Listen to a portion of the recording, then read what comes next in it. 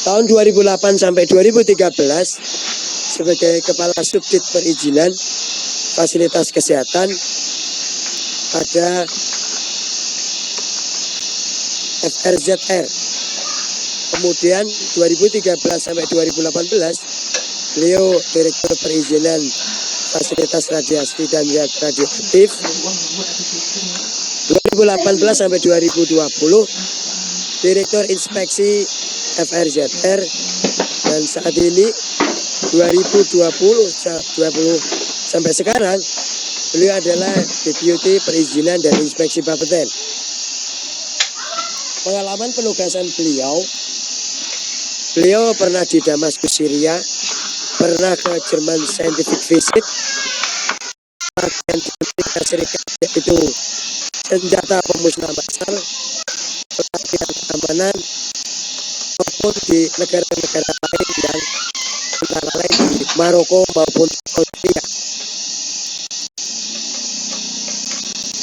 Konferensi beliau sebagai penulis, beliau pernah publikasi di Rusia tahun 2006, Austria di 2007, kemudian di India 2008, kemudian di China, kemudian menulis aktif juga di Harian Republika dan Kedaulatan Rakyat.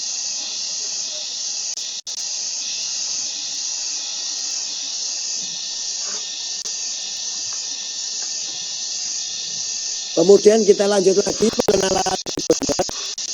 Untuk beliau Ibu Indah Febrianti SHMH, lahir Jakarta 12 Februari tahun 78, jabatan Perantaran Peraturan Perundang-undangan Ahli Media di Kementerian Kesehatan. Unit kerja saat ini beliau Biro Organisasi Sekjen Kementerian Kesehatan Republik Indonesia.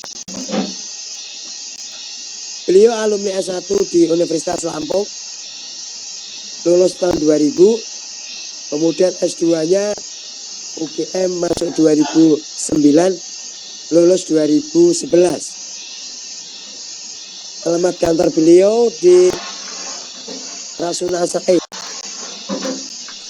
Riwayat pekerjaan beliau tahun 2015 sampai 2016 Kepala Subbagian Peraturan Perundang-undangan Biro Hukum. Tahun 2016 sampai 2020 beliau di Kepala Subbagian Peraturan Bidang Kesehatan Masyarakat dan Pencegahan dan Pengendalian Penyakit. September 2020 sampai 2 Desember 2020 Kepala Bagian Peraturan Perundang-undangan 2. Kemudian pada Januari 2021 sampai sekarang beliau Bu Indah adalah Kepala Peraturan Perundang-undangan Ahli Media. Selamat datang Pak Zainal dan Bu Indah. Sampai ketemu lagi di sini di acara kita. Kemudian pembicara dari ISMI yang pertama adalah Ibu Rini Sintawati. Beliau dari Undip tahun 2009, jurusan Fisika Medik. Kemudian beliau ke Kunma University Jepang tahun 2015. Pengalaman beliau di fisikawan medik, di radiodiagnostik, rumah sakit Kita Jakarta dari 93 sampai 96. Kemudian 96 sampai sekarang beliau adalah fisikawan medik kedokteran nuklir di Rumah Sakit Hasan Sadikin Bandung. Saat ini beliau sebagai Ketua FISMI Jawa Barat. Beliau sangat aktif sekali di organisasi ini dan mempunyai jabatan fungsional yang sangat menggembirakan karena proses panjang beliau sangat loyal dan istiqomah dalam berjuang untuk menjadi fisikawan medik. Selamat datang Bu Rini. Pak Dea Rangga. Terima kasih. Beliau alumni dari UI tahun 2005 dan 2010 S2-nya. Beliau juga fisikawan medik. Yang pertama beliau di RSPP tahun 2007 sampai 2017. Kemudian fisikawan medik di Pasar Minggu, radioterapi beliau geluti dari 2017 sampai sekarang. Beliau saat ini ketua divisi E2KB di DPP Afismi. Selamat datang Pak Rianda, Pak Dea. Terima kasih Pak. Berikutnya Ibu Indah Lestari Ningsih. Beliau alumni dari UI tahun 2014, S2-nya tahun 2018. Beliau fisikawan medik di RSUD Cibinong di radiologi diagnostik dari 2005. Kemudian di Louis William 2020 sampai saat ini juga. Beliau aktif di Afismi, menjadi tim saya ini di bidang humas. Kemudian di Afismi Jawa Barat beliau di bidang publikasi dan ilmiah. Baik, selamat datang Ibu Indah Adin, biasa dipanggil beliau ini. Terima kasih Pak Zainal. Oke, Bapak Ibu semua yang kami hormati, izinkan kita mulai, para narasumber. Pertanyaan pertama ini buat Bu Rini. Apa itu fisikawan medik Bu Rini? Oke, baik. Terima kasih Pak Zainal atas kesempatannya. Hari ini sungguh luar biasa karena ada dari namanya ini semua double ya. Ada dua Pak Zainal, sama-sama Zainal Arifin dan juga Ibu Indah. Makanya saya melihat di sini Indah memberikan double khusus di depannya Adin supaya ketukar sepertinya. Izin sebelum saya menjelaskan mengenai apa fisikawan medik itu, saya ingin menyapa kepada Pak Zainal dan Ibu Indah. Assalamualaikum dan selamat pagi. Terima kasih atas waktunya mau bergabung. Alhamdulillah kita bertemu lagi meskipun hanya secara daring ya Pak. Lama banget nggak ketemu Pak Zainal nih. Baik, terkait dengan profesi fisikawan medik, saya mungkin bercerita sedikit Bu Pak. Sebetulnya dari kita sebagai tenaga kesehatan. Sebagai tenaga kesehatan, keberhasilan pembangunan itu sangat esensial dan mengingat bahwa pelayanan kesehatan secara profesional itu hanya akan terwujud apabila kita mempunyai tenaga kesehatan yang profesional. Nah, salah satunya fisikawan medik itu dijadikan sebagai tenaga kesehatan berdasarkan SK Kemenkes nomor 48 tahun 2007.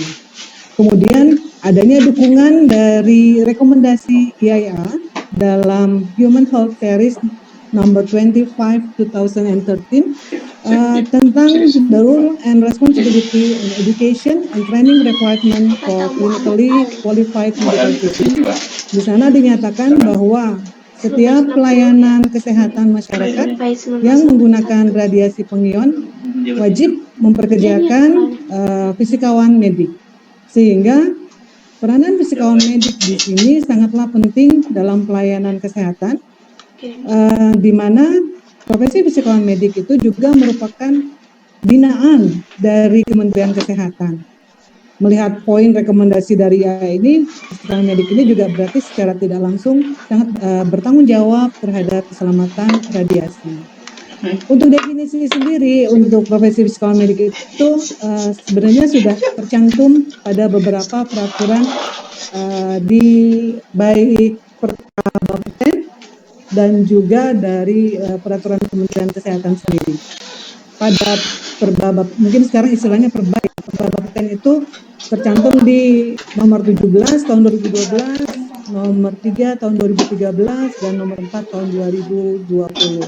Di sini dijelaskan secara definisinya bahwa tenaga fisikawan medik itu pada Perba Bapeten khususnya di nomor 17, kebetulan karena saya dalam bidang kedokteran nuklir ya, dinyatakan bahwa tenaga ahli atau qualified expert adalah tenaga kesehatan yang memiliki kompetensi dalam bidang fisika medik lanjut yang telah mengikuti clinical residence dan telah bekerja di instalasi kedokteran nuklir paling minimal adalah 5 tahun. kemudian didefinisikan yang lainnya bahwa tenaga kesehatan yang memiliki kompetensi dalam bidang fisika medik dasar, medik klinik dasar. Ini pun juga ada definisi yang lain yang dicantumkan dalam KMK nomor 322 tahun 2020. Di sana dinyatakan bahwa seorang psikowan medik itu merupakan lulusan sarjana fisika atau juga teknik nuklir dengan peminatan fisika medik dengan tambahan pelatihan profesi.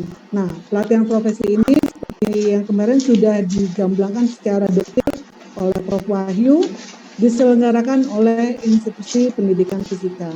Pada dasarnya, jadi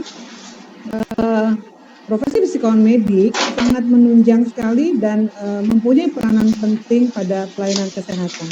Demikian Pak yang bisa saya sampaikan. Terima kasih. Terima kasih Bu Rini. Boleh nanti kita minta penjelasan lebih lanjut. Ibu Indah, Ibu Indah Febrianti, boleh kami diberi penjelasan Bu terkait regulasi yang sudah dikeluarkan Kementerian Kesehatan yang mungkin bisa lebih dijelaskan detail oleh Ibu Indah terkait dengan fisikawan medik ini. Monggo Ibu Indah. Baik, terima kasih Pak Moderator. Izin Bapak Ibu,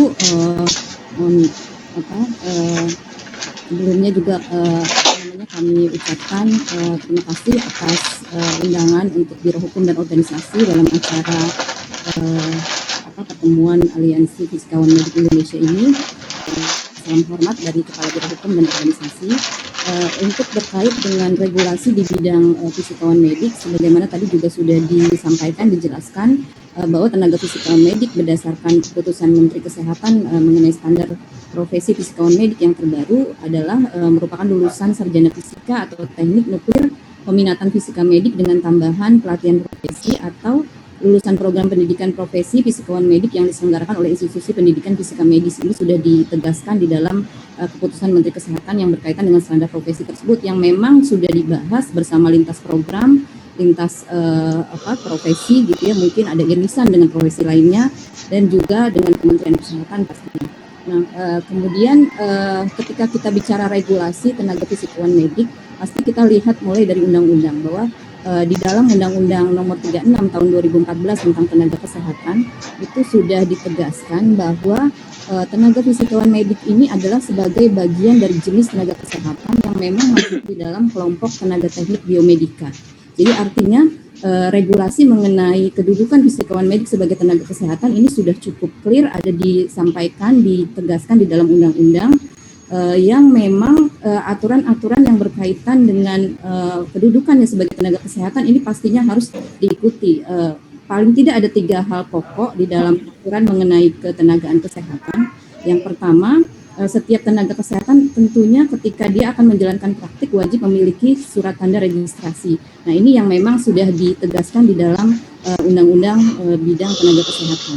Kemudian setiap tenaga kesehatan yang menjalankan praktik di bidang pelayanan kesehatan itu juga wajib memiliki izin. Dan yang ketiga, setiap tenaga kesehatan dalam menjalankan praktik berkewajiban untuk mematuhi standar profesi, standar pelayanan profesi, dan standar prosedur operasional. Jadi 3 hal ini yang memang harus dipegang nanti dari teman-teman rekan fisikawan medik dalam menjalankan praktik, karena memang kedudukannya sudah ditegaskan dia sebagai tenaga kesehatan. Nah, berbagai regulasi yang mengatur berkaitan dengan tenaga kesehatan cukup banyak, Pak. Jadi mulai dari turunan dari Undang-Undang Tenaga Kesehatan itu kita punya PP 67 tahun 2019 tentang pengelolaan tenaga kesehatan. Di situ bagaimana mengatur proses perencanaan, pendayagunaan, pengelolaan tenaga kesehatan, pengembangan, dan seterusnya, kemudian ada pembinaan dan pengawasan. Nah, berkaitan dengan 3 hal tadi yang menjadi pokok untuk dipahami oleh teman-teman rekan fisikawan medik sebagai tenaga kesehatan, ini juga berbagai macam regulasi turunannya cukup banyak, seperti misalnya yang berkaitan dengan sertifikasi, registrasi, dan perizinan. Tentunya kita ikut aturan mulai dari undang-undang sampai ke peraturan menteri yang mengatur umum secara umum mengenai sertifikasi, registrasi, dan perizinan. Karena kalau kami berdasarkan hasil inventarisasi kami ternyata belum ada regulasi setingkat peraturan menteri kesehatan yang mengatur izin praktik tenaga kesehatan medis. Jadi ini mungkin masih menjadi PR untuk dari sekolah profesi untuk hal-hal yang berkaitan dengan teknis dalam persoalan perizinan praktik tenaga fisikawan medik. Kemudian yang berkaitan dengan tenaga praktik ini juga regulasinya mungkin cukup banyak. Yang pertama tadi sudah ditetapkan dalam menjalankan praktik paling tidak ada 3 hal yang harus dipenuhi oleh tenaga fisikawan medik, yaitu standar profesi, standar pelayanan profesi, dan standar prosedur operasional. Mengenai standar profesi tadi juga sudah disampaikan bahwa di tahun 2020 itu sudah ditetapkan keputusan Menteri Kesehatan nomor HK0107 Menkes 322 tahun 2020 tentang standar profesi fisikawan medik. Kemudian mengenai standar pelayanan profesi, ini atas dasar amanah dari Undang-Undang Tenaga Kesehatan dinyatakan bahwa standar pelayanan profesi yang berlaku universal itu ditetapkan dengan peraturan menteri, sehingga untuk tenaga fisikawan medik ini telah ditetapkan peraturan Menteri Kesehatan nomor 83 tahun 2015 tentang standar pelayanan fisika medis, yang mana memang di sini mengatur ada 3 hal yang berkaitan dengan pelayanannya, yaitu radiologi diagnostik, imaging intervensional, radioterapi, dan kedokteran nuklir, serta pengujian dan kalibrasi. Dan masing-masing aturan lebih teknis detailnya juga ada di berbagai macam baik peraturan Menteri Kesehatan maupun keputusan Menteri Kesehatan. Ini jadi regulasinya mungkin cukup lengkap dilihat dari standar pelayanan fisika medis. Kemudian yang berkaitan dengan standar prosedur operasional itu nanti akan ditetapkan oleh masing-masing fasilitas pelayanan kesehatan. Jadi demikian Pak kalau kita bicara terkait regulasi mengenai pelayanan fisika medis, mulai dari bagaimana dia dalam menjalankan praktik itu butuh perizinan, sertifikasi, registrasinya, kemudian dari sisi praktik pelayanannya itu harus ada standar-standar yang dipenuhi tadi. Ini alhamdulillah juga sudah ditetapkan beberapa standar yang memang mungkin untuk standar yang memang ditetapkan sudah cukup lama, sepertinya memang masih membutuhkan review lebih lanjut. Jadi seperti contohnya saat ini juga kami sedang membahas mengenai revisi dari peraturan Menteri Kesehatan mengenai radiologi klinik. Nah ini juga mungkin nanti ada beberapa hal yang mungkin menjadi pertimbangan atau masukan mungkin dari rekan-rekan fisikawan medik untuk penyempurnaan regulasi tersebut. Demikian Pak, terima kasih. Oke, terima kasih Bu Indah. Mas Dea, bagaimana peran fisika medik di radioterapi ya Mas Dea? Pengalamannya di lapangan Mas Dea. Oke, untuk saya sebagai orang klinis cuma bisa terkait peran fisikawan medis secara general ya, secara umum dapat dikatakan bertanggung jawab dalam memastikan akurasi, presisi, keselamatan dari penggunaan perangkat peralatan radiasi di radioterapi. Nah, dari kalimat general itu banyak poin untuk mencapai hal tersebut, seperti keterlibatan dalam perencanaan, terus kemudian keterlibatan dalam pembelian, kemudian setelah pembelian berperan dalam acceptance test, commissioning, terus termasuk saat pelayanan pasien di radioterapi, kemudian dalam mengontrol terkait performance peralatan hingga sampai penghentian peralatan tersebut. Kemudian juga yang kedua perannya itu yang pasti harus terlibat dalam research dan clinical trial. Kenapa? Karena ini peralatan dengan advanced teknologi, jadi secara konsep, secara guideline terus akan terupdate secara internasional.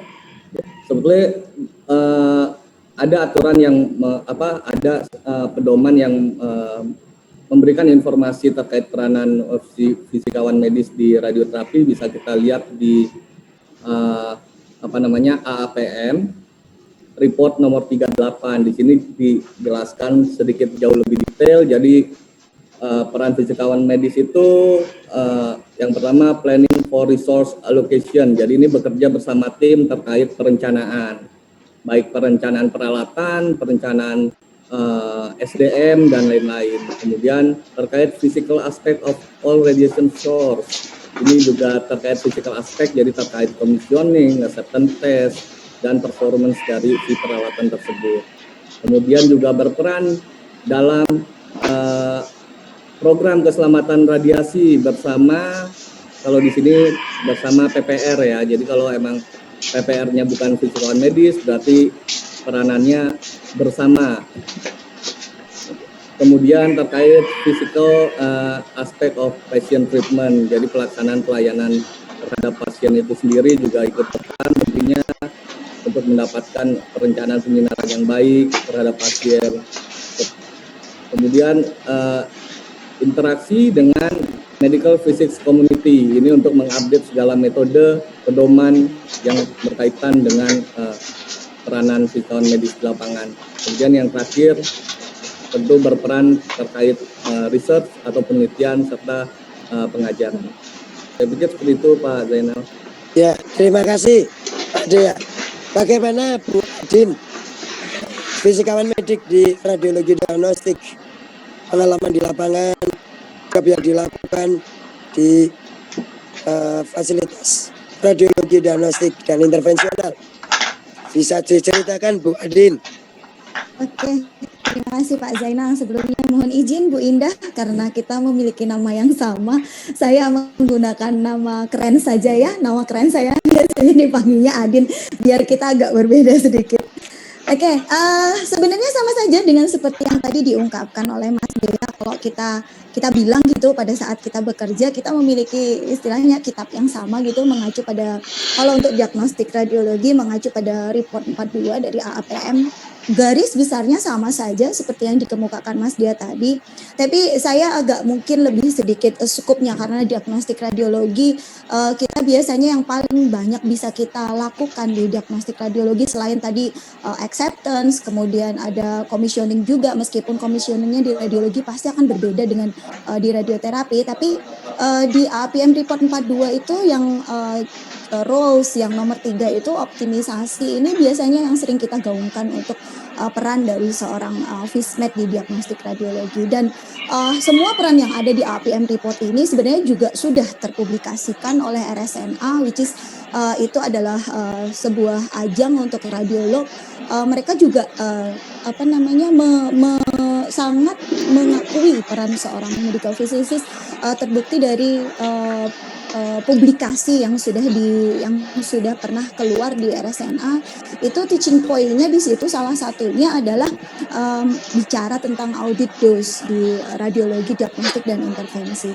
Tapi skup yang lebih kecil yang ingin saya kemukakan pada kesempatan yang bagus hari ini adalah terutama tentang roles dari seorang medical physicist yang ada di diagnostik radiologi yang sudah dituangkan, tadi sudah dijelaskan gamblang sama Bu Indah di standar profesi, karena standar profesi ini yang nanti akan menjadi acuan buat setiap fisika medis klinis untuk bekerja. Dan di situ saya mengambil dari 7 standar kompetensi yang ada, saya mengambil di situ ada sekitar 7 keterampilan klinis di area kompetensi klinis yang memang harus dimiliki oleh seorang medical physicist klinis. Sebenarnya di keterampilan di area kompetensi yang ke-7 itu juga dikemukakan juga sudah dijelaskan dengan gamblang di Kemenkes 322 ini. Di situ roles atau peran dari teman-teman yang ada di bidang pengujian dan kalibrasi. Tapi karena saya bicaranya untuk medical physicist radiologi diagnostik, saya mengambil area kompetensi yang ke-6. Nah, di situ hampir sama sebenarnya, karena kita pada saat penyusunan standar profesi ini pasti tim penyusun juga guidance-nya pasti sudah dari AAPM, karena itu guidance internasional. Ada yang mau saya agak sedikit underline bahwa tadi sudah disebutkan Bapak Ketua Umum, peran regulator di sini sangat membantu untuk perkembangan peran seorang fisikawan medis, dan salah satunya sebenarnya Bapeten sudah sangat mengakomodir ini di peraturan Bapeten yang terbaru ya, Pak Zainal, izin Pak Deputi, peraturan Bapeten nomor 4 tahun 2020. Di situ tidak disebutkan fisika medis dalam artian perannya apa-apa, tetapi di situ sudah jelas sekali disebutkan bahwa kendali mutu internal pesawat diagnostik Sinar X itu wajib dilakukan dan disupervisi oleh seorang fisikawan medis. Jadi roles-nya pada dasarnya sama, guidance-nya sama, tapi bagian-bagiannya, bidang-bidangnya, kalau Bu Rini ada di kedokteran nuklir, kalau Mas Dea ada di radioterapi, saya sendiri ada di diagnostik, itu aplikasinya tinggal tergantung dari bidang masing-masing. Kurang lebih seperti itu Pak Zainal. Baik. Oke, kita lanjutkan lagi yang Bu Rini terkait fisikawan medik di kedokteran nuklir bagaimana Ibu? Ya, terima kasih Pak Jenal. Sepertinya karena kita memang kamusnya sama sebetulnya ya. Untuk peranan fisikawan medik di kedokteran nuklir sendiri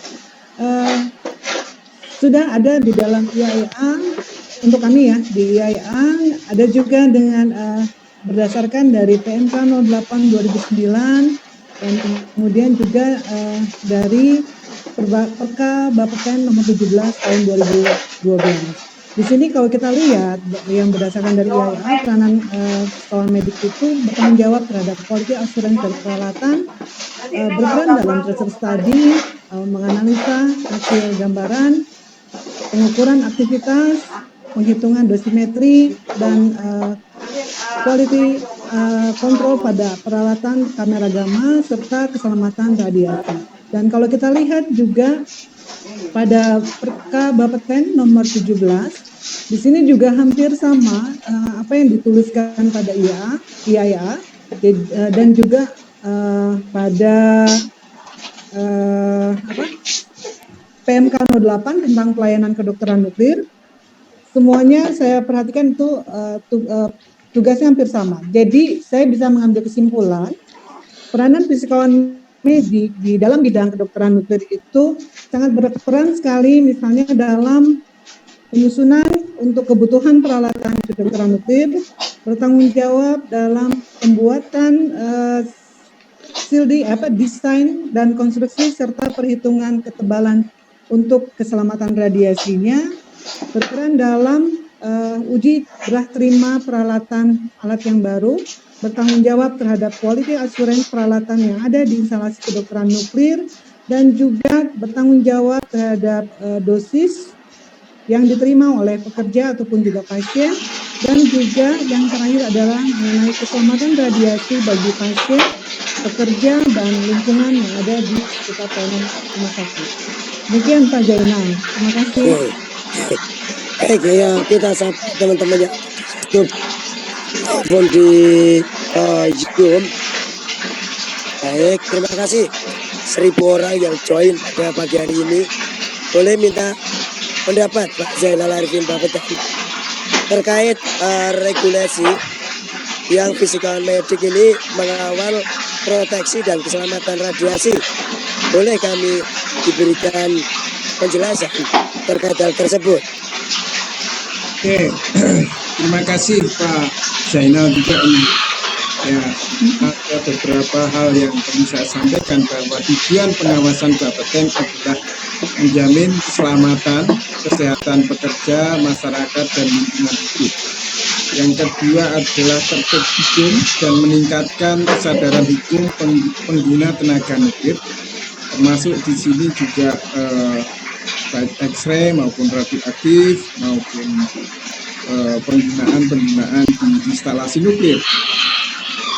Samping itu juga adalah mencegah terjadinya perubahan tujuan pemanfaatan tenaga nuklir.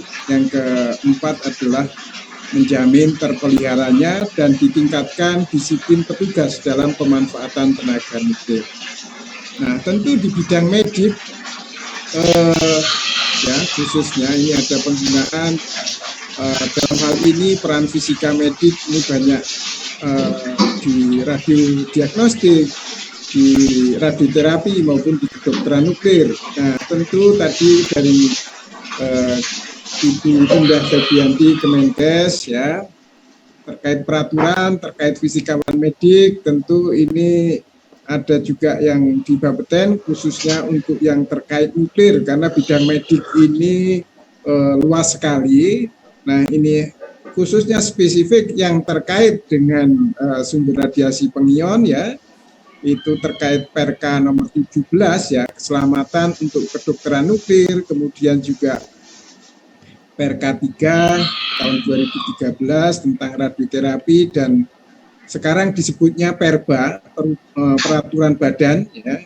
Kalau dulu sebelumnya kita sebut Perka, sekarang menyebutnya Perba, peraturan badan ya, nomor 4 terkait radiologi diagnostik. Nah, ini tentu hal-hal yang terkait yang dengan Bapeten. Jadi Itu yang sementara yang perlu saya sampaikan ke Pak Zainal. Masih banyak hal, mungkin kalau ada ya peraturan ini terkait fisikawan medik diatur ya, pasal ketentuan umum terkait Perba nomor 3 tahun terkait radioterapi, kemudian juga Perda nomor 4 tahun 2020 ya, ini yang disampaikan oleh Indah Lestari ya, yang satu Indah Febrianti, yang satu Indah Lestari, yang satu. Saya rasa itu terlebih dahulu Pak Zainal. Masih banyak hal. Ya. Baik, terima kasih Pak Zainal atas penjelasannya. Mas Dea, boleh bertanya Mas Dea, bagaimana adanya standar profesi di fisika ini agar publik pada tahu standar profesi fisikawan medik itu apa saja yang ada di sana. Boleh bisa dijelaskan yang Mas Dea? Boleh Pak Zainal. Silakan. Oke. Jadi sebelumnya perlu kita ketahui kenapa sih perlu adanya standar profesi fisikawan medik. Jadi standar profesi fisikawan medik ini untuk menentukan kompetensi dasar dari fisikawan medik. Jadi dimanapun fisikawan medik itu kompetensi dasarnya sama, jadi tidak ada yang memiliki kualitas di bawah dari kompetensi dasar tersebut. Ya. Nah, apalagi untuk kita di bawah pembinaan Kementerian Kesehatan, maka diperlukan dasar kompetensi minimal untuk fisikawan medik. Nah, dasar kompetensi ini nantinya juga akan digunakan sebagai apa? Sebagai acuan untuk program pengembangan profesi fisikawan medik dan juga dijadikan acuan dalam penentuan kurikulum pendidikan fisikawan medik itu sendiri. Saya pikir seperti itu. Untuk itu nanti tanda profesinya tadi sudah disebutkan di awal, sudah dikeluarkan dalam bentuk Kepmenkes nomor 322 ya tahun 2020. Demikian dari saya Pak Zainal. Oke, terima kasih Pak Dea. Untuk Ibu Indah, bagaimana regulasi tersebut mampu diterapkan atau difasilitasi dari Kementerian Kesehatan ini terkait standar profesi yang baru saja diterbitkan? Apakah ada singgungan dengan nakes yang lain sehingga fisikawan medik ini percaya diri dalam melaksanakan tugasnya, tidak ada singgungan dengan nakes lain? Ibu Indah, mohon penjelasannya Ibu Indah. Ya, terima kasih Pak Moderator. Jadi mungkin saya coba sampaikan dulu mungkin menjelaskan mengenai peran standar ya. Peran suatu standar itu kalau berdasarkan peraturan perundang-undangan adalah bahwa tenaga kesehatan itu pada prinsipnya kan harus mematuhi dan melaksanakan kewajiban dalam memberikan pelayanan. Artinya harus ada guideline atau acuan-acuan yang akan digunakan oleh tenaga kesehatan tersebut dalam menjalankan pelayanan. Perannya bahwa dia tidak menjamin keberhasilan upaya atau kesembuhan pasien. Ini juga yang harus dipahami bersama, sehingga ketika memang ada prinsip tadi bahwa standar itu akan digunakan nanti atas dasar misalnya ketika dia akan digunakan sebagai panduan untuk pelayanan, aplikasinya juga bisa dilakukan atas dasar keadaan yang memaksa untuk kepentingan pasien. Jadi itu standar yang memang secara umum itu ada di dalam yang akan ditetapkan dalam suatu regulasi. Nah, terkait dengan standar profesi fisikawan medis ini memang di dalam keputusan Menteri Kesehatan nomor 322 tahun 2020 tersebut ini sudah ditegaskan bahwa ada beberapa peran standar di sini. Yang pertama, dia juga acuan dalam menyelenggarakan program pengembangan profesi secara berkelanjutan, kemudian acuan untuk menyusun kurikulum pendidikan sehingga terjadi kesesuaian antara proses pembelajaran dengan kebutuhan masyarakat, kemudian acuan bagi pihak yang akan memberikan lisensi sehingga dapat mengetahui kompetensi yang telah dikuasai seorang fisikawan medik dan kompetensi yang perlu ditambah sesuai dengan kebutuhan spesifik di tempat kerja. Kemudian masyarakat juga dapat mengetahui secara jelas kompetensi yang akan dikuasai oleh fisikawan medik dan acuan dalam menyelenggarakan program pengembangan kompetensi secara berkelanjutan dan acuan untuk menilai kompetensi fisikawan medik lulusan luar negeri. Artinya yang melakukan penyusunan standar ini memang harus profesi sendiri yang paling memahami mengenai hal-hal dalam suatu standar profesi tersebut gitu. Sehingga dalam proses pembahasannya mungkin bisa kami sampaikan bahwa ini juga sudah melibatkan dibahas bersama ya dengan beberapa lintas program terkait dan lintas profesi terkait. Artinya ketika kita dari sisi hukum memang harus menjaga betul jangan sampai ini terjadi hal yang bertentangan satu sama lain gitu. Jadi sedapat mungkin irisan-irisan antar profesi satu dan profesi lain ini bisa diatasi dengan cara kita melakukan pembahasan dan diskusi bersama. Untuk penyusunan standar profesi fisikawan medis itu juga kami sudah dari sisi Kementerian Kesehatan dari pemerintah untuk menegaskan hal tersebut kami membuat suatu berita acara Pak. Jadi memang ada berita acara yang sudah ditandatangani oleh baik dari lintas program gitu Kementerian Kesehatan maupun dari lintas profesi. Jadi artinya ini sudah disepakati bersama semua stakeholder terkait yang akan nanti akan menggunakan menjadi acuan standar profesi dari fisikawan medis ini. Terima kasih. Oke, terima kasih Bu Indah. Bu Adin, bisa dijelaskan standar profesi fisikawan medik yang di RDI itu apa saja? Sehingga teman-teman publik, anak-anak SMA atau fisikawan medik yang lain mungkin perlu tahu apa sih yang di dokumen tersebut terkait standar profesi kita. Mungkin Bu Adin, kemudian Bu Rini dan Mas Dea bisa menjelaskan hal tersebut. Silakan Bu Adin. Oke, terima kasih Pak Zainal. Kalau kita bicara pekerjaan seorang fisikawan medis di radiologi diagnostik intervensi, pastinya tidak luput dari standar kompetensi di keterampilan klinis. Karena untuk semua sih, saya rasa semua roles-nya untuk fisikawan medis baik radioterapi, diagnostik maupun kedokteran nuklir ini akan mengambil untuk standar kompetensi di area kompetensi klinis standar kompetensi nomor 6. Di situ sih sudah sangat clear ya Pak ya, yang dari kompetensi yang pertama sampai kompetensi yang ketujuh ada tes keberterimaan, commissioning, decommissioning peralatan radiasi pengion dan non pengion. Karena kalau di radiologi diagnostik sendiri kita memang terbagi dua untuk radiasi, jenis radiasi, ada yang pengion menggunakan sumber jenisnya sinar X, kemudian yang non pengion ini adalah untuk peralatan imaging, ada USG dan MRI. Kemudian kita pasti pekerjaan kita sehari-hari untuk diagnostik radiologi itu adalah jaminan kualitas, QC, QE, seluruh peralatan untuk radiologi diagnostik maupun imaging diagnostik. Kemudian yang tadi yang saya sebutkan untuk yang di AAPM report 42 di situ disebutkan ada optimisasi. Nah, kalau di standar kompetensi kita itu disebut di situ adalah audit dosis, dan ini yang sangat kita gaungkan terutama untuk fisikawan medis diagnostik adalah rules peran yang sangat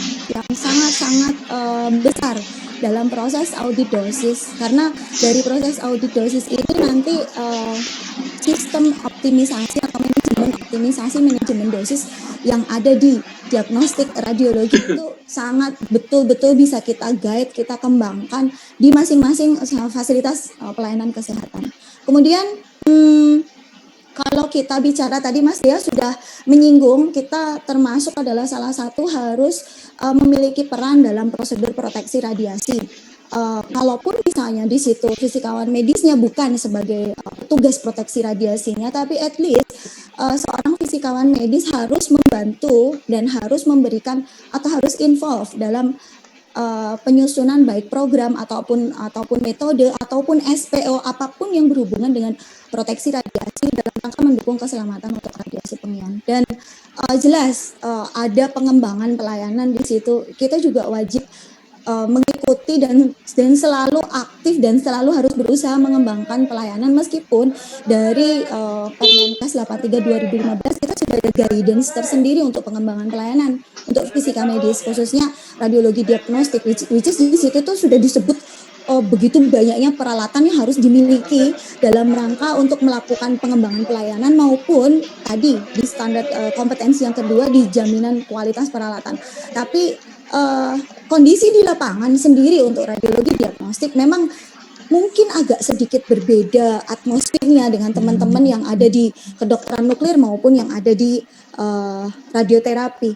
Jadi kalau di teman-teman yang ada di radiologi diagnostik rata-rata mengeluhkan ketika kita melakukan prosedur jaminan kualitas untuk memenuhi standar pelayanan atau standar profesi, itu rata-rata memang sangat mengeluhkan di bagian tools, baik tools, peralatan atau apapun yang mendukung dalam proses jaminan kualitas tersebut. Ini memang berbeda atmosfernya, sangat berbeda dengan teman-teman di radioterapi yang ketika memiliki peralatan, source-nya ada, itu pasti akan dilengkapi dengan sebuah tools. Kalau di diagnostik memang agak cenderung lebih susah untuk mendapatkan tools untuk melakukan jaminan kualitas. Kurang lebih seperti itu, Pak Isan. Baik, terima kasih. Bisa dilanjut. Kalau pekerjaan fisika medik di kedokteran nuklir itu bagaimana, Bu Rini? Ya, terima kasih Pak Zainal. Untuk di bidang kedokteran nuklir sendiri, sama seperti halnya dengan yang disampaikan oleh Indah, Adin ya, saya nyebut Adin aja deh. Adin aja, Bu. Takutnya jadi Indahnya ke Ibu Indah. Itu pada dasarnya didominasi pada uji kualitas dari peralatan yang kita lakukan setiap hari. Ada pembagian pekerjaan yang dilakukan daily activity ataupun juga yang monthly. Pada daily, kita melakukan pekerjaan untuk quality control pada kamera gamma sebelum dilakukan pemeriksaan yang bertujuan untuk mengetahui kemampuan dari detektor itu apakah hasilnya uniformity-nya itu dari rekomendasi dalam hal ini kita mengacu kepada NEMA sebesar tidak lebih dari 5%. Kemudian lanjutan pekerjaan tersebut adalah untuk melakukan kalibrasi, di mana salah satu manfaat dari kalibrasi ini apabila hasil QC yang dilakukan secara harian melebihi dari batas yang sudah direkomendasikan, dapat kita lakukan adjust pada saat kita melakukan kalibrasi. Quality control yang dilakukan di kedokteran nuklir itu sendiri dapat dilakukan dengan dua cara, yaitu secara intrinsik dan ekstrinsik. Ekstrinsik adalah kegiatan QC yang menggunakan dengan Cobalt 57, sedangkan intrinsik menggunakan Polyshot. Dan pada kegiatan intrinsik ini, psikologi medik selain melakukan QC juga dapat melakukan perbaikan dari hasil uniformity yang tidak baik. Dan kemudian yang dilakukan lagi adalah edukasi keselamatan radiasi pada pasien-pasien sebelum dilakukan terapi. Terapi pada fasilitas kedokteran nuklir ini dilakukan secara internal. Berbeda dengan terapi yang dilakukan di radioterapi secara eksternal. Di sini kita memasukkan radioaktif ke dalam tubuh pasien yang bertujuan untuk mematikan sel kanker. Dalam hal ini misalnya terapi ablasi terapi menggunakan yodium 131 pada pasien kanker tiroid. Sebelum diterapi, kita memberikan edukasi kepada pasien dan keluarga apa yang harus mereka lakukan pada saat di ruang isolasi dan pada saat mereka boleh kembali ke rumah masing-masing. Di sini dijelaskan bagaimana cara mereka buang air kecil di rumah karena otomatis sistem pembuangan limbah yang tidak sama dengan yang jadi kita menginformasikan pada pasien bahwa setelah di rumah mereka harus melakukan buang air kecil di dalam toilet dengan memflash lebih banyak. Kemudian juga kita melakukan pengolahan limbah untuk semua peralatan yang telah digunakan di instalasi nuklir dan tidak dapat digunakan lagi, itu kita lakukan pengolahan limbah secara internal di rumah sakit.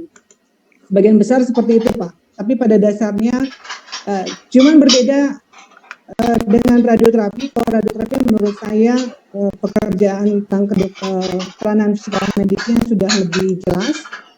Dari sisi peralatan juga untuk di kedokteran nuklir hambatannya memang belum semua, tapi minimal untuk alat quality control harian itu sudah terpenuhi, tapi peralatan lainnya saya rasa masih belum terpenuhi. Demikian Pak Zainal yang bisa saya sampaikan. Terima kasih. Baik. Oke, Mas Dea, bisa dijelaskan standar provisi ya di radioterapi? Oke, baik. Untuk di radioterapi sendiri, kompetensinya dibagi menjadi dua ya, yang saat ini berjalan ya. Jadi dua kompetensi itu dibagi berdasarkan teknologi yang digunakan. Jadi untuk yang advance teknologi ini, kompetensi dasarnya harus spesialis gitu. Nah, lalu apa saja yang kompetensi apa saja yang dilakukan? Itu prinsipnya sama untuk menjaga atau menjamin keselamatan si pasien, si pekerja dan lingkungan sekitar ya tujuan akhirnya ya. Sama yaitu pelaksanaan penjaminan kualitas dari peralatan.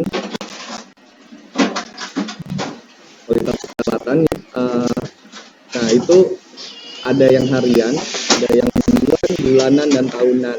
Nah sedikit saya note terkait tadi info dari Mbak Adin bahwa untuk radioterapi dilengkapi dengan tools otomatis dilengkapi dengan tools.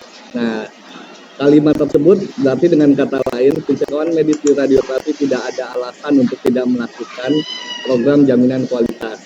Oke ya, karena toolsnya tersedia gitu.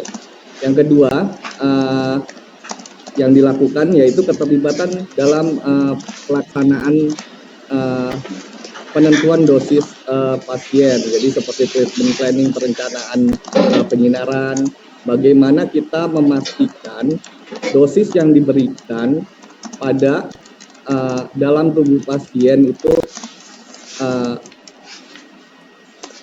akurat.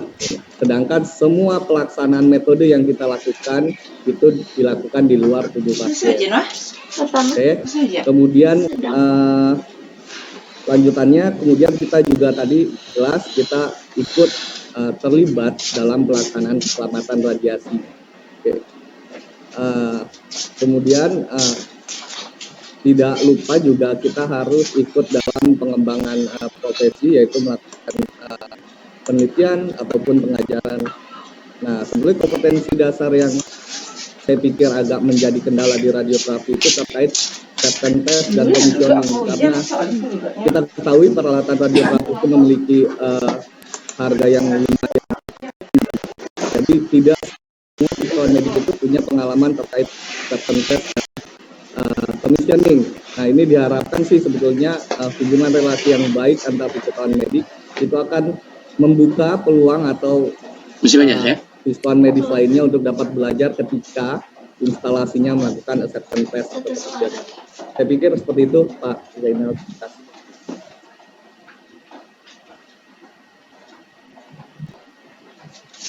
Masih di mute, Pak Zainal. Terima kasih, Mas Dea. Pak Zainal Arifin Bapeten, boleh kami minta pandangan dari Badan Pengawas Tenaga Nuklir dalam menilai teman-teman fisikawan medik ini dalam menjalankan profesinya terkait di RDI, radioterapi maupun kedokteran nuklir. Karena pemanfaatan tenaga nuklir ini jelas diawasi oleh Bapeten, sehingga fisikawan medik ini kontribusinya sangat jauh. Mungkin bisa diberikan informasi atau pandangan dari Bapeten kepada fisikawan medik Indonesia. Silakan Pak Zainal. Oke, terima kasih. Ini adalah persebaran fisika medik per jenis kegiatan di Indonesia ya. Jadi contohnya Aceh ini radiologi diagnostiknya ada 5, kemudian ini ada beberapa fasilitas per jenis kegiatan, dan tentunya juga yang saya cermati di sini bahwa para fisikawan medik ini distribusinya belum merata, sehingga jumlahnya juga belum memadai dengan peralatan yang ada di Indonesia. Tentunya di dalam implementasi bahwa regulasi ini juga harus harmonis dan bisa diterapkan ya, dalam artian tentu fisika medik yang terus berkembang ya, terus berkembang ini nanti bisa dicek mana yang menyelesaikan banyak hal karena distribusi dari alat dan juga berbagai persyaratan di perizinan dipersyaratkan juga fisika medik, tetapi seperti yang disampaikan tadi tentu ada dalam fisika medik ini ada level-level tertentu ya, ada level yang saya dengar ada level 7, ada level 8, tentunya ini juga perlu dikomunikasikan karena ada beberapa rumah sakit yang sudah running well, tiba-tiba fisika medik mempersyaratkan adanya level 8 dan sebagainya. Ini tentu yang informasi ini tentu harus terinformasi yang baik ya, karena tadi disampaikan juga bahwa di dalam alat-alat nuklir ini masih banyak yang ada dalam maintenance, itu adanya perjanjian kontrak antara pengguna dan importir atau pemasok. Nah, ini yang juga perlu ditingkatkan di dalam implementasi para fisikawan medik ya. Nah, beberapa hal jenis pesawat smart ini ya, ini banyak sekali jenisnya dan tentu distribusi sumber daya manusia pada pelayanan ini diatur juga dalam Permenkes 24 tahun 2020 dari berbagai jenis. Nilainya ini nilainya? Tentunya peraturan-peraturan yang baru ini juga perlu suatu jeda waktu untuk diimplementasikan karena begitu melihat distribusi medik yang nanti perlu kita bersama dan way out-nya untuk kita cari bersama. Tentu ini seperti halnya pada awal diberlakukan bahwa semua harus ada radiolog. Sementara distribusi radiolog juga pada waktu itu belum begitu banyak. Ini seperti halnya ketika kita terapkan pada waktu saya selaku kepala subdit, ada peraturan langsung diimplementasikan. Ternyata begitu saya tanya, hampir sebagian 70% radiolog itu ada di Jawa, sedang penggunaan radiologi itu terdistribusi ke berbagai tempat.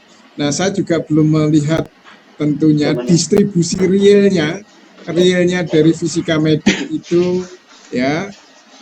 Ini saya perlihatkan jumlah instansinya di Maluku Utara ini rasionya 1:1, kemudian jumlah instansi di Papua ya jumlah FISMED-nya ada 1. Nah, ini tentu kita juga harus mencermati berbagai hal terkait jumlah instansi juga, karena nanti jumlah instansi itu tidak sebanding juga dengan fasilitas, karena setiap instansi bisa punya banyak fasilitas ya. Nah, contoh mungkin di Bandung itu ada namanya Perhimpunan Boromius, rumah sakitnya ada beberapa ya. Nah, ini tentu juga ada jumlah CT scan, jumlah fluoroskopi, mamografi. Nah, ini di setiap tempat ya, hampir semuanya ada di paling banyak tetap Jawa Barat ini sebagai paling banyak, kemudian juga Jakarta, Jawa Tengah, semuanya masih ada di Jawa yang paling banyak. Nah, ini terkait juga distribusi radioterapi yang ada ya. Memang untuk radioterapi ini tidak setiap provinsi ada, berbeda dengan radiologi diagnostik. Nah, demikian juga fasilitas radioterapi ini tentu ada di Sumatera Utara, Sumatera Barat, Riau. Tadi saya lihat juga ada yang menanyakan distribusinya seperti apa. Nah ini di sebelah kiri ya, semoga sama, tidak dibalik di layarnya masing-masing. Sumatera Utara ada 4, Sumatera Barat ada 2, Riau, kemudian Sumatera Selatan. Nah di sebelah kanan ini adalah provinsi yang belum punya radioterapi. Tetapi kemarin ada Pak Gubernurnya, contoh Kepulauan Bangka Belitung, kami kemarin ketemu Pak Gubernur, dia menginginkan adanya fasilitas radioterapi. Kemudian juga kalau boleh dibilang karirnya bagus ya Pak Zainal ya? Ya saya lihat ini adalah karirnya bagus ya, karena butuh fisika medik banyak ya? Ya banyak dibutuhkan saya rasa ini, dan tentunya regulasi-regulasi dengan perkembangannya begitu ya, kita juga harus menyelaraskan. Nah yang sangat penting karena kami sebagai regulator, AFISMI untuk berkomunikasi dengan regulator, karena ketika membuat suatu klasifikasi, maka tadi disampaikan oleh Ibu Indah belum ada ketentuannya untuk praktek dan sebagainya. Nah ini yang perlu dibangun, ketentuan-ketentuan itu. Saya rasa itu Pak Zainal, terima kasih. Oke, baik, terima kasih. Kalau menurut penjelasan Pak Zainal tadi, Pak Zainal Bapeten, antara distribusi alat dan fisika medik itu rasionya masih terlalu jauh. Jadi karirnya fisika medik ini sangat terbuka lebar Pak Zainal ya? Ya, seperti itulah. Ya, jadi publik yang pengen tahu, yang pengen fisika medik, ini adalah peluang besar. Hampir ada 3.000 alat yang mungkin belum ada fisikawan mediknya, ada 3.000 personel yang dibutuhkan, begitu ya Pak Zainal ya? Kalau jumlah detailnya saya belum, ini baru saya petakan antara alat dan distribusi fisika medik Pak. Ini yang disampaikan. Baik, terima kasih. Kita tunggu nanti karena jumlah fasilitas alat dan fisikawan medik perlu disupport oleh fisikawan medik yang cukup dan sangat banyak. Maka kita sangat-sangat senang sekali sehingga pendidikannya juga didukung oleh kementerian. Begitu juga organisasi profesi. Bagaimana Ibu Indah Febrianti terkait dengan karir fisika medik di Kementerian Kesehatan, ASN maupun PNS-nya? Bisa kami minta informasi. Silakan Bu Indah. Baik, berdasarkan Undang-Undang Tenaga Kesehatan maupun turunannya PP 67 tahun 2019 tentang pengelolaan tenaga kesehatan, memang sudah dijelaskan juga mengenai pengembangan karir, bahwa pada prinsipnya pengembangan tenaga kesehatan itu adalah bagian dari pendaya gunaan tenaga kesehatan. Dalam rangka pengembangan tenaga kesehatan itu ada kewajiban kepala daerah dan pimpinan Fasiankes itu ada tanggung jawab atas pemberian kesempatan yang sama kepada tenaga kesehatan dengan mempertimbangkan penilaian kinerja. Itu sudah dinyatakan. Dan selanjutnya dalam rangka upaya pengembangan tersebut untuk meningkatkan mutu dan karir, itu dilakukan pendidikan berkelanjutan dan atau pelatihan tenaga kesehatan.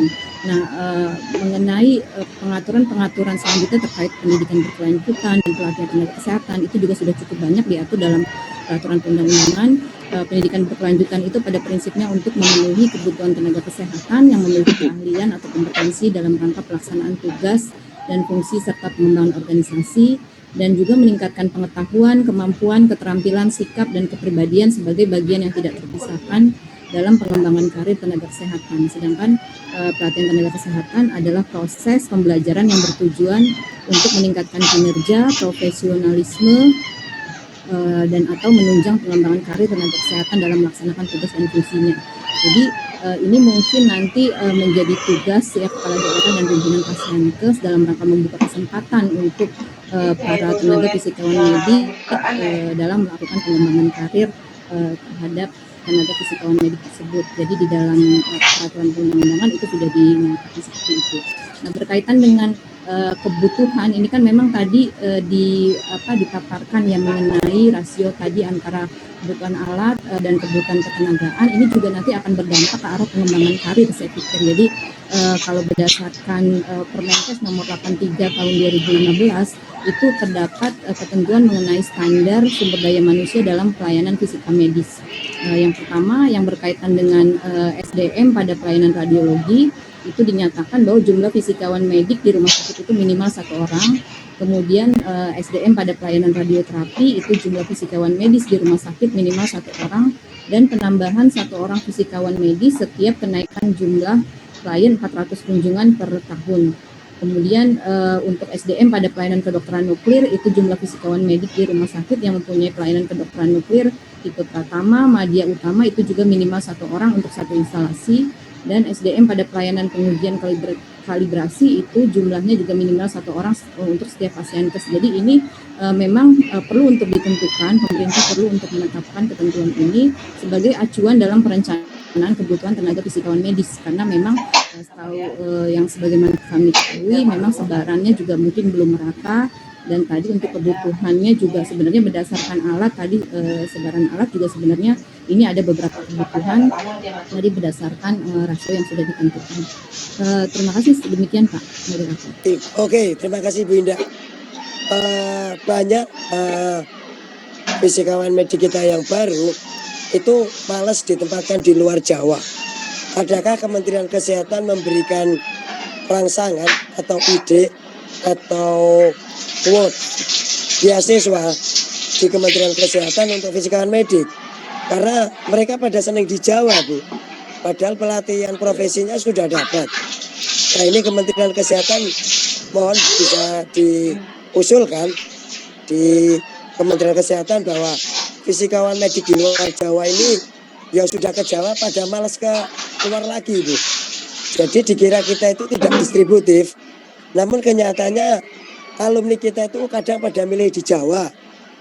Bagaimana Kementerian Kesehatan dalam beasiswa tiap pemerintah kabupaten kota misalkan memberikan alokasi beasiswa untuk yang berminat menjadi fisikawan medik, dilatih di Jawa, tapi harus balik lagi ke luar Jawa. Bagaimana tanggapan Ibu dari Kementerian Kesehatan? Silakan Ibu. Betul sekali, itu memang suatu permasalahan yang hampir merata gitu ya untuk penyebaran tenaga kesehatan gitu. Jadi sebenarnya kan perannya pemerintah dalam upaya untuk pengelolaan tenaga kesehatan itu paling tidak ada 3 hal. Yang pertama adalah yang berkaitan dengan kebijakan, artinya pengaturan, pembinaan, pengembangan dan peningkatan mutu itu juga sebenarnya menjadi tanggung jawab dari pemerintah. Kemudian yang kedua itu berkaitan dengan pemenuhan kebutuhan tadi, artinya mulai dari perencanaan, pengadaan, pendayagunaan sesuai kebutuhan itu harus menjadi tanggung jawab pemerintah dan pemerintah daerah. Kemudian yang ketiga yang terkait dengan perlindungan tadi, perlindungan kepada tenaga kesehatan dalam menjalankan praktik, tentunya tadi juga akan mengarah kepada adanya untuk kebutuhan standar misalnya, karena standar itu juga berperan untuk memberikan perlindungan hukum pada prinsipnya kepada seorang tenaga kesehatan yang akan menjalankan praktik.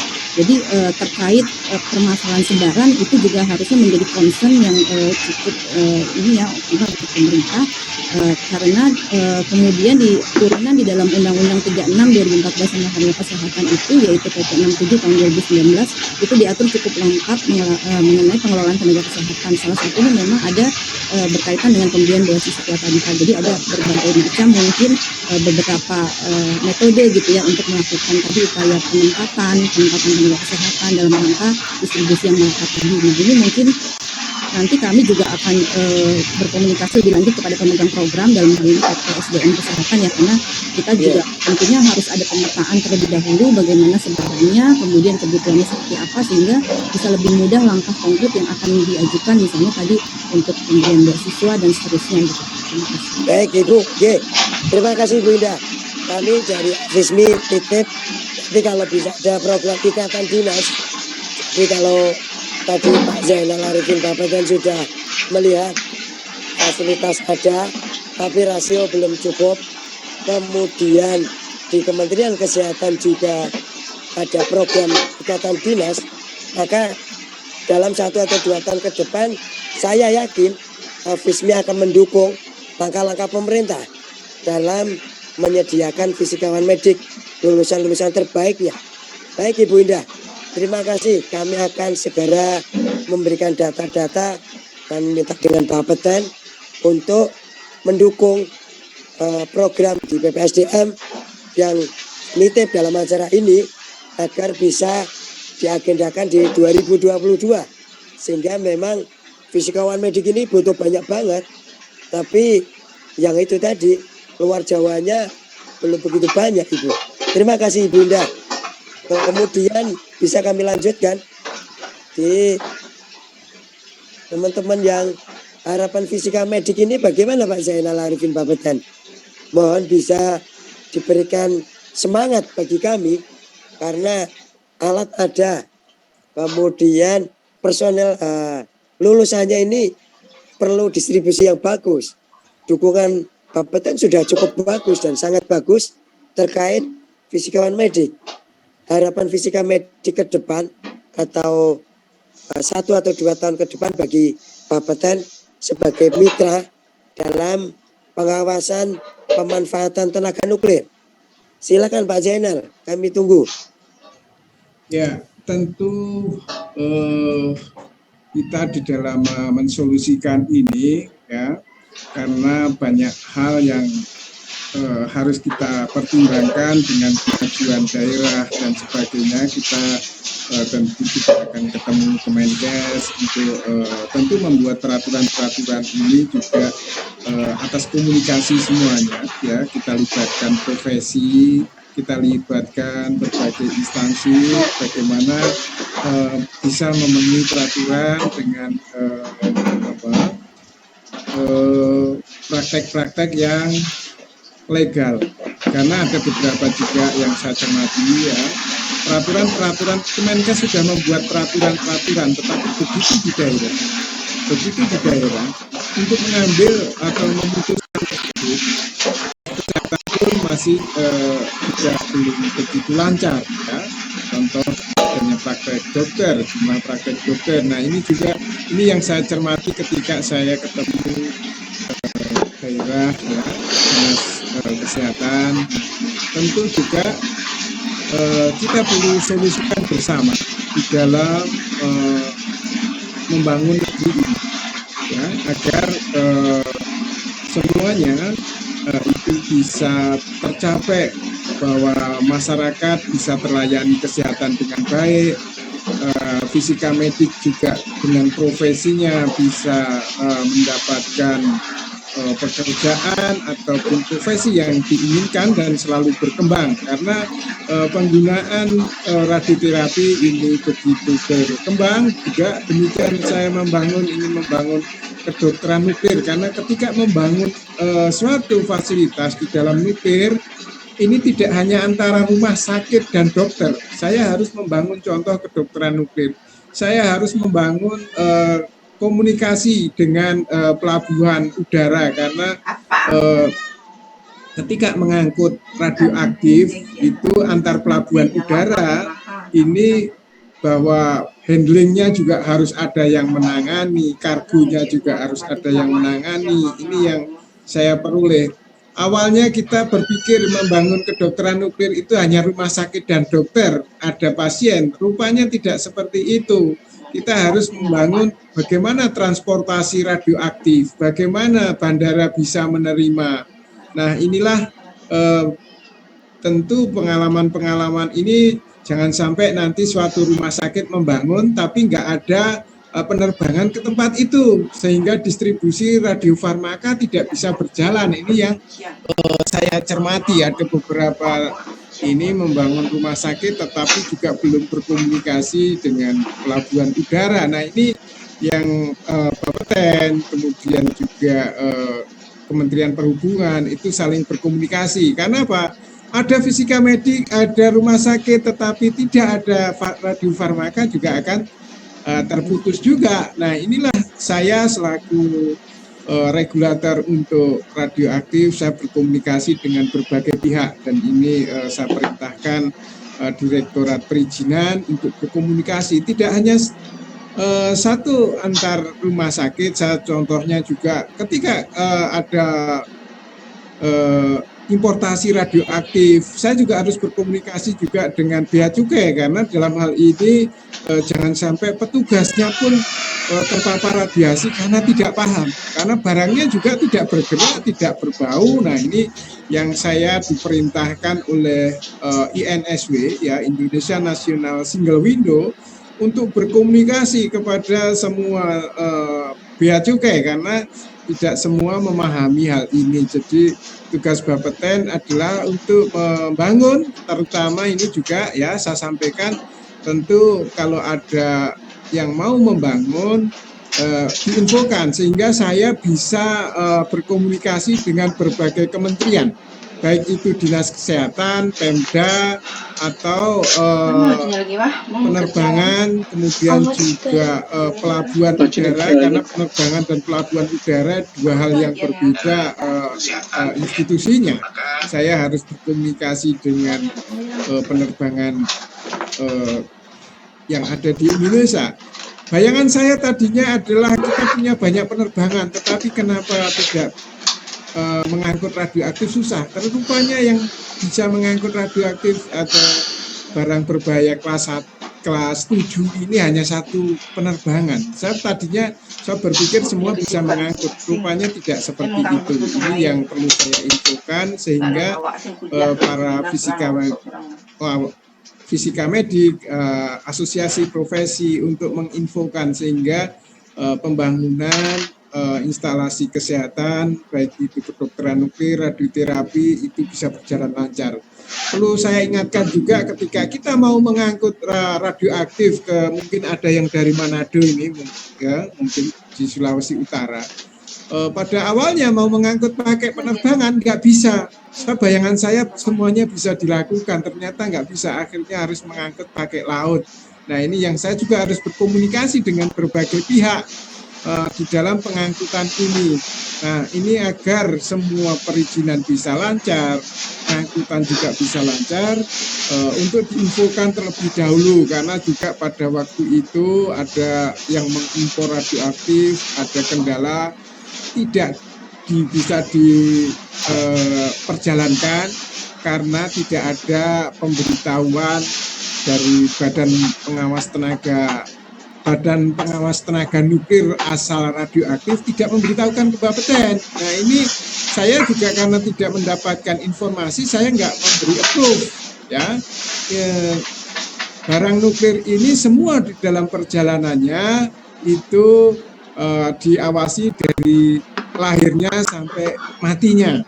Ya, jadi Badan Pengawas Tenaga Nuklir asal yang akan mengirim itu pun juga harus memenuhi ketentuan, karena kalau tidak dipenuhi maka bisa jadi terhambat. Nah, ongkosnya akhirnya bisa banyak. Nah, ini tentu ya, sehingga semua pengguna ini bisa berjalan, dan tentu hal-hal seperti ini fisika medik tidak perlu mengetahui bagaimana perjalanannya, tetapi perlu menginfokan ke kami, karena di dalam pengangkutan zat radioaktif ada approve dari kami, dan biasanya saya sebagai kontak personnya itu diinfo terlebih dahulu dan boleh diangkut atau tidak. Nah, saya juga akan melihat kesiapan ini yang tidak diketahui oleh pihak rumah sakit maupun oleh para petugasnya. Nah, ini agar semuanya bisa memahami, tentu fisikawan medik ini juga perlu juga ditambahkan sekedar sekilas info agar si pengguna atau pemilik rumah sakit itu juga bisa trust, berarti tahu bagaimana sistem membangunnya, karena secara teknis ya, ini yang saya cermati, para dokter, para fisika medik tahunya menyiapkan di rumah sakit saja, tapi karena tidak menginfokan, ada kendala-kendala di dalam mendapatkan radiofarmaka. Demikian juga beberapa hari yang lalu karena mengangkutnya hari Minggu, ya, radioaktif nyampernya hari Minggu ditahan karena oleh fasilitas, ya, ini libur. Ini akhirnya di dalam produsen atau atau ini menginfokan ke saya, ada WA, nah saya infokan secara baik agar selesaikan semuanya. Saya rasa itu Pak Zainal ya. Jadi tentu ada hal yang juga perlu dicermati bersama karena ada non teknis yang juga mungkin di luar itu ya, tadi seperti saya komunikasi dengan berbagai kementerian dalam rangka untuk memperlancar penggunaan nuklir di Indonesia. Saya rasa itu. Terima kasih. Baik, baik Pak Zainal, terima kasih. Tadi kembali ke karir yang cukup bagus ya, dan kemudian penjelasan dari Kementerian Kesehatan dan Bapeten bagaimana karir yang dialami teman-teman fisikawan medik ini, apa yang dirasakan. Bu Rini sama Mbak Adin bisa cerita karir fisikawan medik di pegawai negeri sipil. Menyambung tadi yang disampaikan Bu Rini. Siapa dulu nih? Mau Adin dulu atau saya dulu? Bu Rini sama Pak Adin, silakan pingsut boleh. Silakan. Pingsut ya Bu. Ya, silakan. Adin dulu boleh cerita, nanti saya nyambung. Kalau Adin, karena Adin sama mungkin ya sejarahnya seperti Bu Rini, tapi kalau Bu Rini ini betul tadi Pak Zainal, jabatan fungsionalnya beliau sudah sangat bagus sekali. Kalau Adin mengawali untuk jenjang karir fisikawan medis di klinis untuk radiologi diagnostik justru dari awal sekali, karena Adin masuk dari alih jenjang jabatan fungsional, dari jabatan fungsional radiografer menjadi jabatan fungsional fisikawan medis, dan itu kita mulai dari jenjang fisikawan medis yang ahli pertama. Kalau di ASN sendiri ini sudah jelas sekali untuk penjenjangan jabatan fungsional, tadi sudah sangat gamblang dijelaskan sama Bu Indah. Jadi kita masih mengacunya memang masih Permenpan lama, Permenpan 12 tahun 2008. Ini Permenpan yang insya Allah mudah-mudahan kita salah satu organisasi profesi AFISMI sedang berjuang bersama dengan, kalau tidak salah, mohon dikoreksi kalau Adin salah, 11 organisasi profesi yang lain memang sedang mengajukan untuk perubahan Permenpan, sama-sama sedang berjuang ini untuk kita memperbaiki jenjang jabatan fungsional. Jadi kalau di Permenpan 12 itu jenjang ahlinya itu memang kita dimulai dari fisikawan medis pertama, fisikawan medis muda, kemudian fisikawan medis madya. Tentunya untuk penjenjangan ini aturan di ASN sudah sangat jelas sekali. Salah satunya adalah penilaian kinerja seperti yang tadi sudah disampaikan oleh Bu Indah, dan kita mungkin di beberapa teman-teman di pusat, kemudian di daerah dan seluruh Indonesia saya rasa sudah mulai disondingkan untuk SKP online, dan ini sudah mulai harus kita sosialisasikan. Dan insya Allah tadi seperti saya bilang, kita dari organisasi profesi sedang berjuang agar nanti penjenjangan karir ini mudah-mudahan bisa disetujui dan bisa direalisasikan. Kita bisa sampai ke jenjang fisikawan medis yang utama. Jadi udah tingkat yang paling tinggi. Tentunya, tentunya pasti. Tingkatnya pelatihan apa uji kompetensi, Bu Adi? Kemarin kalau yang kita revisi pada naskah akademik sih ada beberapa hal Pak Zainal, tapi salah satunya yang harus kita perhatikan adalah di lulusan. Jadi ada standar pendidikan yang nanti akan sedikit berubah. Kalau tadi sudah disebutkan di awal adalah seorang fisikawan medis adalah lulusan sarjana fisika atau teknik nuklir yang memiliki sertifikat diklat pelatihan profesi atau pendidikan profesi, tapi mungkin nanti yang kita ajukan di jenjang fisikawan medis yang utama ini memang harus S2. Kemarin ada sedikit perubahan untuk naskah akademiknya. Tapi kurang lebih kalau untuk ASN memang ada hal-hal yang harus kita patuhi berdasarkan seluruh sinkronisasi dari seluruh peraturan perundangan. Begitu Pak Zainal yang kita ada. Oke, ya. Terima kasih. Bagaimana Bu Rini? Silakan.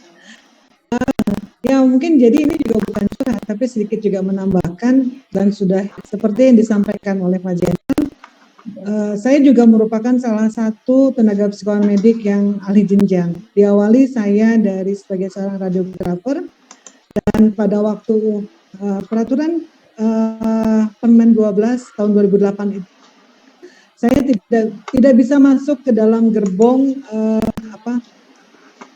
gerbong yang pertama, dan itu menyebabkan saya harus menunggu dengan waktu yang tidak sebentar ya, membutuhkan kesabaran, terus sekitar 10 tahun. Baru ini kemudian saya mengikuti alhamdulillah akhirnya saya bisa diangkat menjadi sebagai psikoan medik muda, dan kemudian saat ini saya sudah menduduki psikoan medik remaja. Alhamdulillah. Nah, seperti yang disampaikan oleh Bu juga, untuk jenjang karir di PNS sudah sangat jelas. Kita mengikuti peraturan yang ada di Kemenkes, dan juga dukungan dari tempat kami bekerja itu sangat bagus sekali, karena dari seperti yang disampaikan ada penilaian kinerja dan pengembangan pada masing-masing SDM. Di kami sangat didukung sekali pada semua profesi yang ada di rumah sakit untuk melakukan pengembangan, baik itu untuk pendidikan, pelatihan, dan mengikuti training yang ada yang dilakukan oleh setiap workshop. Demikian Pak Jona. Terima kasih. Bagaimana pengalaman Mas Dea jenjang karir yang di non PNS? Oke, baik. Kebetulan saya non PNS, namun di rumah sakit pemerintah. Jadi secara tidak langsung jenjang karir yang dilakukan mengikuti teman-teman yang ASN, karena kita berada di rumah sakit pemerintah. Namun pendapat saya pribadi sih, untuk jenjang karir ini sebetulnya sudah mulai dibentuk karena adanya tuntutan dari akreditasi dengan adanya kredensial untuk tenaga kesehatan lainnya. Jadi teman-teman di swasta tentunya akan juga mengikuti membuat suatu pedoman terkait penjenjangan karir tersebut. Oke ya. Nah, ini sedikit gambaran karirnya sebetulnya dibagi 3 gambaran besarnya. Secara klinis tentu terlibat langsung dalam penanganan pasien. Kemudian untuk penelitian ini menjadi tuntutan dari organisasi profesi. Jadi terlibat dalam penelitian sebagai salah satu pengembangan dari program P2KB pendidikan berkelanjutan. Nah, kemudian juga terlibat dalam kegiatan di universitas. Ketahui bahwa fisikawan medis kemarin dijelaskan oleh Prof. Wahyu harus memiliki pengetahuan klinis. Jadi tentu teman-teman di rumah sakit nantinya akan dilibatkan sebagai pendamping lapangan, sebagai tenaga pengajar untuk studi klinis, serta untuk supervisor dari profesi dan residensi. Demikian Pak. Baik, terima kasih. Boleh menambahkan bagaimana terkait juga yang tadi disampaikan oleh Dea, sebagai psikoan medik itu juga betul kita terlibat dalam riset yang dilakukan, bisa berkolaborasi dengan institusi atau universitas yang lain, atau juga kita mendukung riset yang dilakukan oleh para dokter yang ada, para klinisi yang ada di rumah sakit. Jadi psikoan medik itu juga sangat berperan dalam penelitian yang dilakukan oleh para klinisi yang ada di rumah sakit, ataupun kita sendiri yang melakukan riset dan berkolaborasi dengan universitas lain atau rekan kerja yang lain. Itu tambahan saya. Oke, ya. Terima kasih. Pertanyaan terakhir buat para fisikawan medik, suka dukanya ini menjadi fisikawan medik, apa harapannya nanti kepada Kementerian Kesehatan atau dari Kebapeten, harapan dari RDI, dokter nuklir, kemudian radioterapi, terkait dengan peralatan GC, mungkin bisa disampaikan juga bagi teman-teman yang ada di sini, bagaimana suka dukanya dari pekerjaan, dari pengecekan jaminan kualitas daily, monthly, weekly, and annually. Bisa dimulai dari Mbak Adin, bagaimana perjuangan suka dukanya jadi fisikawan. Silakan. Oke, Pak Zainal, terima kasih. Suka duka, kalau bicara suka duka, RDI pupuk bawang sendiri ya. Saya bilang tadi RDI radioterapi sama dokter nuklir ini RDI itu banyak yang sangat banyak teman-teman di lapangan. Saya rasa ini sudah menjadi problem berjamaah gitu ya buat teman-teman yang ada di lapangan. Suka duka pasti biasanya pengeluhan yang pertama yang tadi seperti saya bilang, biasanya karena ketidaktersediaan tools itu sudah sangat jamak sekali dikemukakan oleh masalah yang sangat jamak dikemukakan oleh teman-teman dari RDI. Karena memang ya tadi seperti yang saya bilang, kalau sudah dibuat sama Mas Dian bahwa seorang medical physicist radioterapi tidak ada alasan untuk tidak melakukan QC, QA. Karena apa? Alatnya sudah tersedia dengan toolsnya untuk melakukan QC, QA. Tapi kalau di RDI tidak. Dan mungkin tadi saya sempat ngebaca-baca itu di chat room itu ada beberapa pertanyaan tadi teman-teman yang mungkin itu jamak lagi ditanyakan setiap event. Bagaimana cara atau itu seorang fisikawan medis yang tidak memiliki alat di daerah itu seperti apa sih caranya untuk bekerja? Ya kembali lagi itu dukanya kami sebagai fisikawan medis yang ada di RDI. Itu masalah yang sangat-sangat jamak dan sangat klise. Akhirnya yang terjadi adalah, tapi saya salut pada beberapa teman-teman khususnya senior saya yang sudah melakukan kayak semacam penelitian sendiri, mungkin pembuatan alat sendiri, mungkin yang itu mau tidak mau, suka tidak suka harus dilakukan untuk menjamin bahwa pelayanan untuk fisikawan medis tetap terpenuhi, khususnya untuk jaminan kualitas. Dan saya salut pada beberapa teman-teman yang di daerah yang sudah improve untuk membuat alat sendiri justru karena keterbatasan. Kemudian kalau padahal ada dukungan regulasi Kementerian Kesehatan. Peralatan itu harus ada. Gimana fisikawan medik memperjuangkan itu? Mereka kan ada aturan Kementerian Kesehatan. Bagaimana itu, Mbak Din? Betul, kalau dari segi standar pelayanan Permen 15 tahun 2005, ya betul 15 itu sudah sangat jelas standar pelayanan fisika medis. Di situ alatnya banyak banget, sudah dipisahkan meliputi radiologi diagnostik, kedokteran nuklir maupun radioterapi. Tapi pada praktek di lapangan sendiri sinkronisasi antara regulasi dengan aplikasi ya kalau saya bilang apa yang di klinis itu memang agak susah dan agak berat untuk diagnostik. Karena begini, hal yang paling utama, contoh kita melakukan prosedur audit dosis untuk menunjang satu program aplikasi yang dilakukan oleh satu instalasi. Kalau di radioterapi, seorang medical physicist harus betul-betul menilai bahwa dosis yang diterima oleh pasien itu benar, tepat. Tapi kalau di diagnostik nggak bisa begitu.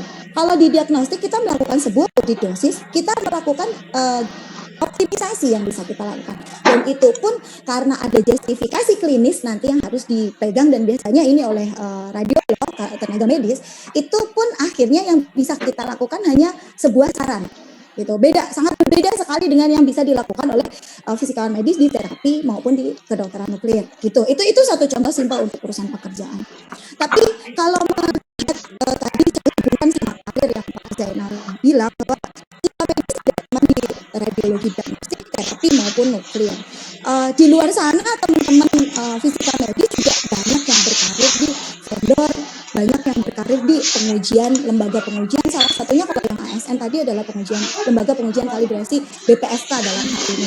Banyak juga yang berkarir sebagai peneliti. Jadi kalau kita bilang suka duka, pasti setiap bidang pasti akan ada dukanya. Tapi bagaimana cara untuk mengimprove bahwa duka itu tadi bisa menjadi suka gitu Pak. Jadi ya sudah abaikan dukanya saja tapi menjadi sukanya gitu.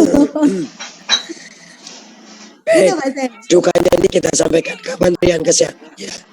Dukanya kita sampaikan ke Kementerian Kesehatan bagaimana dukungan bahwa pengadaan alat itu di Kementerian Kesehatan walaupun ada strateginya yang saat ini untuk puskesmas, bagaimana tanggapan langsung dari Ibu Indah dukanya teman-teman yang didiagnostik ini Ibu terkait peralatan QC Ibu bisa dibantu dijawab.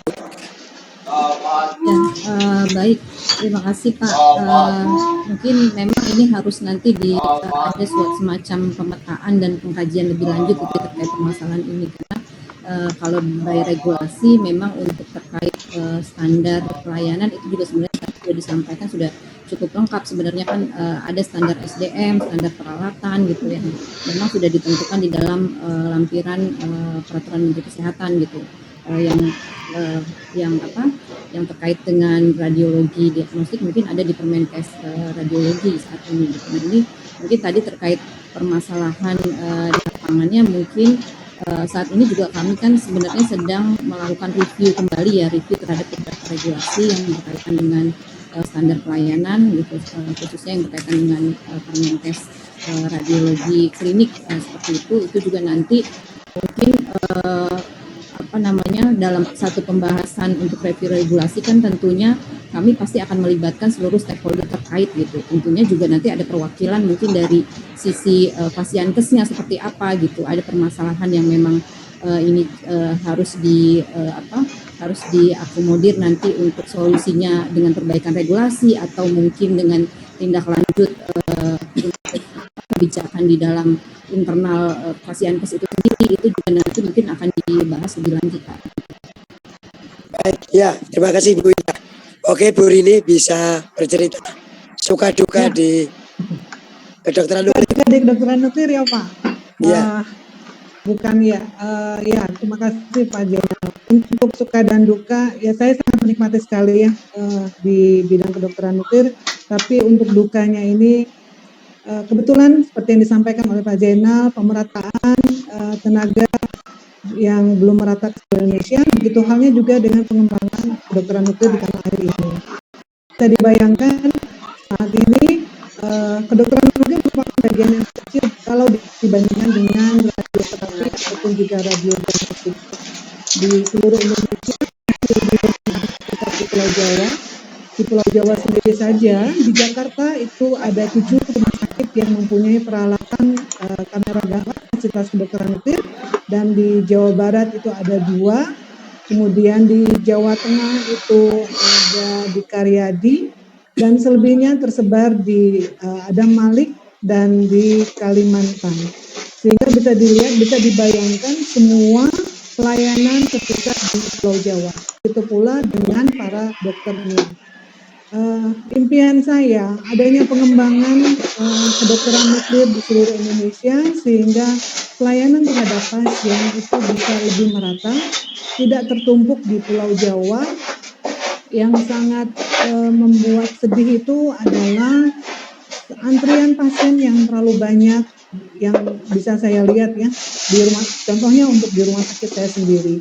Untuk terapi antrian pasien itu sampai tahun ke depan. 1 tahun antrian pasien.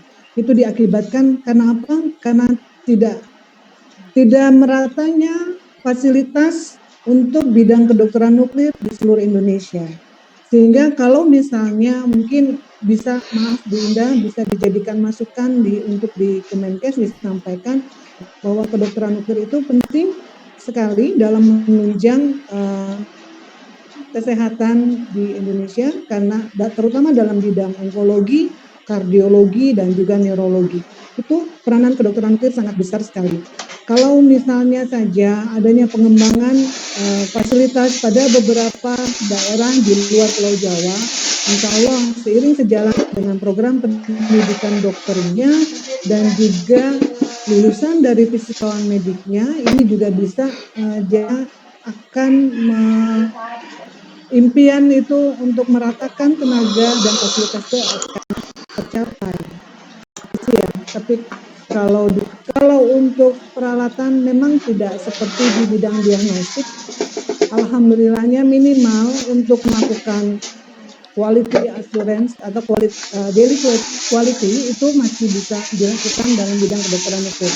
Karena setiap pembelian alat saya perhatikan masih diiringi dengan pengadaan obat 57 sebagai alat untuk quality control.